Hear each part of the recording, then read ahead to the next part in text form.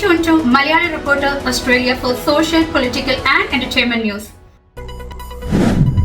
2024 federal budget പ്രഖ്യാപനത്തിൽ ഓരോ Australian കുടുംബത്തിനും $300 എനർജി റിബേറ്റ് ലഭിക്കും. ജൂലൈ 1 മുതൽ ഇത് നടപ്പിലാകുമെന്ന് ട്രഷറർ ഡോക്ടർ ചാൾമസ് സ്ഥിരീകരിച്ചു. തങ്ങളുടെ ഗവൺമെന്റ് ഇല്ലായിരുന്നുവെങ്കിൽ കഴിഞ്ഞ വർഷം വൈദ്യുതി വില 15% ഉയരുമായിരുന്നുവെന്നും പുതിയ budget $3.5 billion energy bill relief നൽകുമെന്നും അദ്ദേഹം ഉറപ്പു നൽകി. ഓസ്ട്രേലിയയിൽ ഇന്റർനാഷണൽ എയർഫെയറിന് വൻ ഇടിവ് രേഖപ്പെടുത്തി. ഏറ്റവും പ്രശസ്തമായ വിനോദസഞ്ചാര കേന്ദ്രങ്ങളിലേക്കുള്ള ഇന്റർനാഷണൽ ഫ്ലൈറ്റ് ചാർജിൽ ഗണ്യമായ ഇടിവുണ്ടായതിനെ തുടർന്ന് ഓസ്ട്രേലിയക്കാർക്ക് $100 ലാഭിക്കാം. പുതുതായി റിലീസ് ചെയ്ത കണക്കുകൾ പ്രകാരം ഓസ്ട്രേലിയയിൽ വിൽക്കുന്ന അന്താരാഷ്ട്ര വിമാന ടിക്കറ്റിന്റെ ശരാശരി വില 12.8% കുറഞ്ഞു.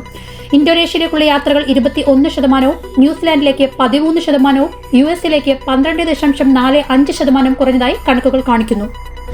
സിഡ്നിയിലെ നോർത്തേൺ ബീച്ചസിൽ നിന്നുള്ള ഒരു വീട്ടിനുള്ളിലേക്ക് മേൽക്കൂരയിലൂടെ ഒരു കൂറ്റൻ മരം ഇടിഞ്ഞു വീഴുകയും 9 മാസമായുള്ള കുഞ്ഞ് അത്ഭുതകരമായി രക്ഷപ്പെടുകയും ചെയ്തു. തീവ്രമായ കൊടുങ്കാറ്റിൽ അവലോണിലെ വീട്ടിൽ ഉറങ്ങുകയായിരുന്ന നെഡ് എന്ന 9 വയസ്സ് മാത്രം പ്രായമുള്ള കുഞ്ഞിന്റെ കട്ടിലിലേക്കാണ് മരം ഇടിഞ്ഞു വീണത്. എന്നാൽ പരിഭ്രാന്തരായ മാതാപിതാക്കൾ കുഞ്ഞിന്റെ കിടപ്പുമുറിയിൽ തിരച്ചിൽ നടത്തുകയും അവിശ്വസനീയമായ വിധം പരിക്കുകളില്ലാതെ കുഞ്ഞിനെ കണ്ടെത്തുകയും ചെയ്തു. ഇന്നത്തെ വാർത്തകൾ ഇവിടെ സമാപിക്കുന്നു. നന്ദി, നമസ്കാരം.